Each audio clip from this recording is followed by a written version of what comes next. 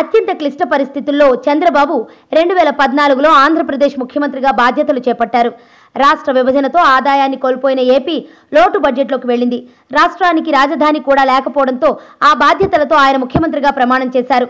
సహజ వనరులు సమృద్ధిగా ఉన్న పళంగా రాష్ట్ర విభజన జరగడంతో ఏపీ తీవ్రమైన క్లిష్ట పరిస్థితుల్లోకి వెళ్ళింది. చంద్రబాబుకు ఉన్న అనుభవంతో ప్రజలు ఆయనకు గత సార్వత్రిక ఎన్నికల్లో పట్టం కట్టారు.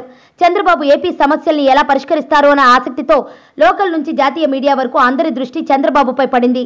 చంద్రబాబు కదలికలను అంతా ఆసక్తిగా గమనించారు.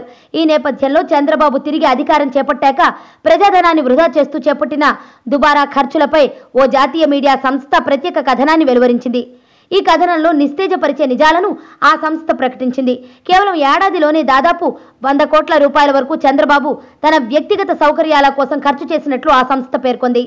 కేవలం 2015లోనే చంద్రబాబు వ్యక్తిగత అవసరాల కోసం 100 కోట్ల ప్రజాధనాన్ని వృధా చేసినట్లు ఆధారాలతో ప్రకటించింది. విదేశీ పర్యటనలు, క్యాంప్ ఆఫీసుల మార్పు, వాస్తు సరిగా ఉండేందుకు కోట్లాది రూపాయలు చంద్రబాబు ఖర్చు చేసినట్లు తెలిపింది.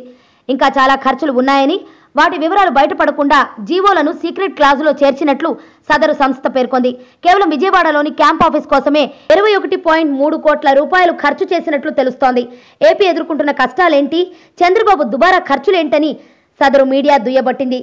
క్యాంప్ ఆఫీస్ నిర్వహణకు కేవలం నెలకు 2 లక్షల రూపాయలు ఖర్చు చేస్తున్నట్లు తెలుస్తోంది. ఇక విదేశీ పర్యటనలకు చార్టర్ ఫ్లైట్ కోసం 15 కోట్ల రూపాయలు, 2014 నవంబర్లో సింగపూర్ పర్యటనకు దాదాపు 69 లక్షలు ఖర్చు చేశారని పేర్కొంది. చంద్రబాబు సింగపూర్, జపాన్, చైనా వంటి దేశాల్లో పర్యటించారు.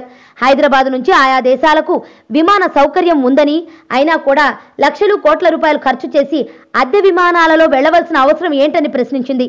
ఇలా చంద్రబాబు చేస్తున్న లగ్జరీ ఖర్చుల వివరాలు బయటపెట్టకుండా వాటి జీవోల నెంబర్లు మాత్రమే బయట పెట్టడానికి గల కారణం ఇదని ప్రశ్నించింది. లేక్ వ్యూ గెస్ట్ హౌస్ కోసం చంద్రబాబు ఖర్చు చేసిన 45 కోట్ల రూపాయల వివరాల మాటేమిటని కూడా నిలదీసింది. చంద్రబాబు తన వ్యక్తిగత సౌకర్యాలను పెంచుకోవడానికి, లగ్జరీ లైఫ్ ని అనుభవించడానికే అధికారంలోకి వచ్చినట్లుంది కానీ ప్రజల సమస్యలను పరిష్కరించడానికి అధికారంలోకి వచ్చినట్లు లేదని తీవ్ర విమర్శలు చేసింది. తమది రైతుల ప్రజాప్రభుత్వం అని చెప్పుకునే చంద్రబాబు ఈ ఖర్చులపై వివరణ ఇవ్వాలని కోరింది.